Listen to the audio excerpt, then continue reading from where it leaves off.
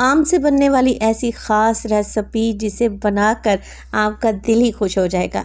अगर कुछ मीठा खाने का दिल कर रहा है और आप ज़्यादा मेहनत भी नहीं करना चाहते, तो मेरी ये आज की रेसिपी आपके बड़े ही काम आएगी, क्योंकि ना ही तो इसमें आप लोगों ने चूल्हा जलाना है और ना ही कस्टर्ड तैयार करना है।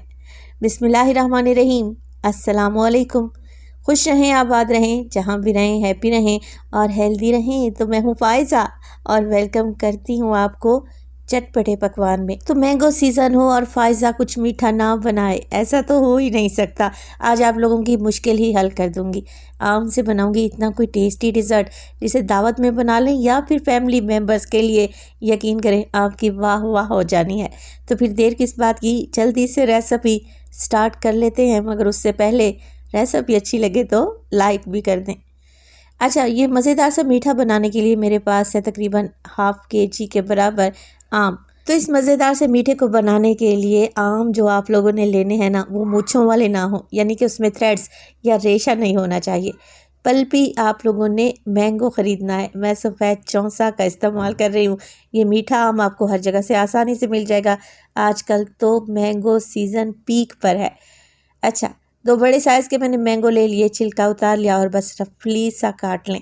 असल में हमें आम का पल्प चाहिए और हमने इसकी बनानी है प्यूरी। तो दोनों आम मैं इस तरीके से रफली से काट लूँगी मोटे मोटे टुकड़ों में। आम कट जाए तो अब इसमें डालेंगे कंडेंस मिल्क। आधा कप के करीब कंडेंस मिल्क है। रेसिपी जैसे बता रही हूँ सेम टू सेम रखेंगे ना, तो बहुत ही ज़बरदस्त बनकर तैयार होगी। अगर मैं आपसे कहूँ कि कंडेंस मिल्क की जगह पर आप चीनी इस्तेमाल कर सकते हैं, तो फिर वो फ्लेवर नहीं आएगा। चलें जी, अब इन दोनों चीज़ों को हमने पीस लेना है। आम भी मीठे हैं और कंडेंस मिल्क भी मीठा है। तो बस जी, अब कुछ भी नहीं करना, आम की फ़ाइन सी प्यूरी बनाकर तैयार कर लेनी है। जैसे मैं हैंड ब्लेंडर का इस्तेमाल कर रही हूँ ना, आप जूसर ब्लेंडर वाला जग ले लें और उसमें आम की प्यूरी बनाकर तैयार कर लें। बस कोशिश करें आम के चंक्स या टुकड़े इसमें नज़र नहीं आने चाहिए। फ़ाइन सी प्यूरी बनाकर तैयार कर लें। अब ये तकरीबन 2 कप के बराबर, 2 से 3 कप के बराबर हमारे पास प्यूरी आ चुकी है। इसको हम 3 हिस्सों में डिवाइड करेंगे।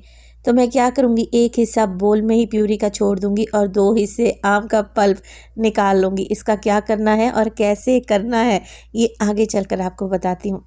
तो 2 हिस्से मैंने अलग से रख दिए और एक हिस्सा जो बोल में छोड़ दिया था ना आम की प्यूरी का, उसमें डालेंगे ठंडा और उबला हुआ दूध। अच्छा, ठंडा दूध इस्तेमाल करना है, गर्म दूध नहीं डालेंगे। अच्छे तरीके से प्यूरी और दूध को मिक्स कर लें।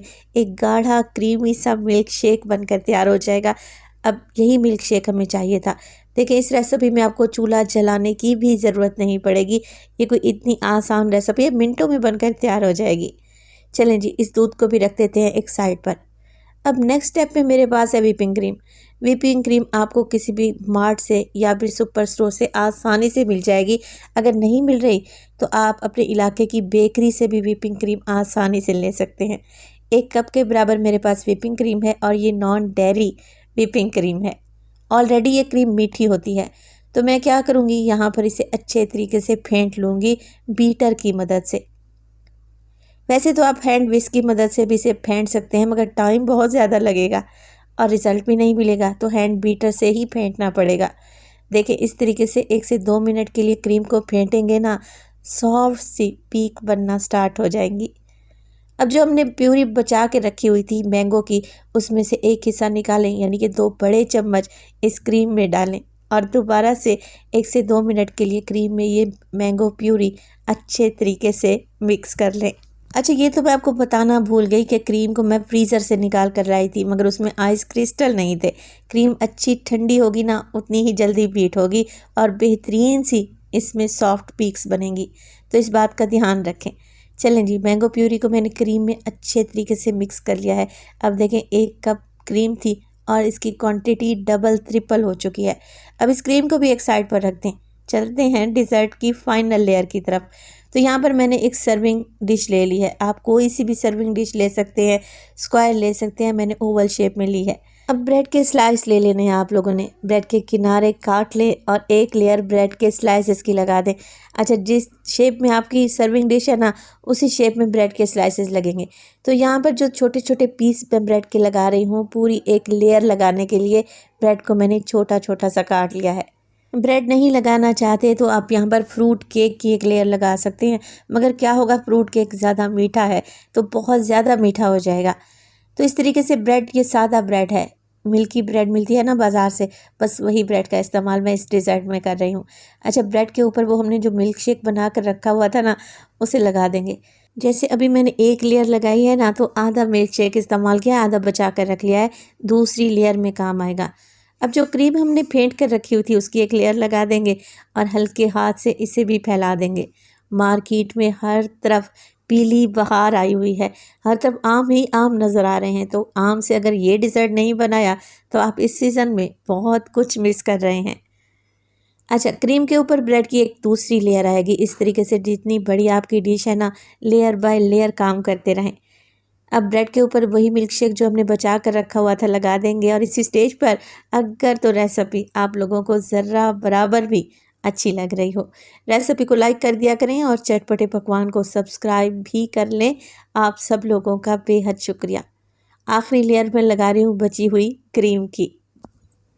ईज़ी सी रेसिपी आप लोगों से शेयर कर रही हूँ, इवन इसे तो बच्चे भी बनाकर तैयार कर सकते हैं, तो आप लोगों का कोई भी बहाना मैं नहीं सुनूंगी। ये रेसिपी ट्राई ज़रूर करनी है आप लोगों ने। अच्छा, क्रीम की लेयर लगा देने के बाद अब जो बच गई थी हमारे पास मैंगो प्यूरी, उसमें मैंने थोड़ा सा फूड कलर मिला लिया है ताकि कलर अच्छा आए। ऑप्शनल है, डालना चाहें तो डालें, अदरवाइज़ स्किप भी कर सकते हैं। तो मैंगो प्यूरी की आखिर में एक लेयर लगा देंगे और बस अब कुछ भी नहीं करना। डिज़र्ट को ठंडा ठार सर्व करना है तो 2 घंटे के लिए इसे फ्रीज़र में रखें। अच्छा, एक स्टिक ले लें और इस तरीके से हल्का हल्का सा उससे घुमाते जाएंगे ना, तो डिज़ाइन क्रिएट हो जाएगा जो देखने में बहुत ही अमेजिंग लगेगा। साइड पर मैंगो का मैंने एक फूल भी लगा दिया है और सेंटर में चेरी भी लगा दी है। ये टोटली आप लोगों पे डिपेंड करता है कि आप कैसी डिज़ाइनिंग करना चाह रहे हैं। डिज़र्ट तैयार है। 2 घंटे के लिए मैं इसे फ्रीज़र में रखूँगी या पूरी रात के लिए आप इसे फ्रिज में रखें। तो इस मज़ेदार से मैंगो डिज़र्ट को सेट होने में थोड़ा सा टाइम तो लगेगा। मैंने इसे 2 घंटे के लिए फ्रीज़र में रखा था।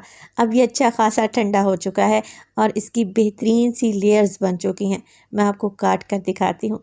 ये रेसिपी आप किसी दावत में बनाएं, यकीन करें मेहमान वाह वाह कर उठेंगे।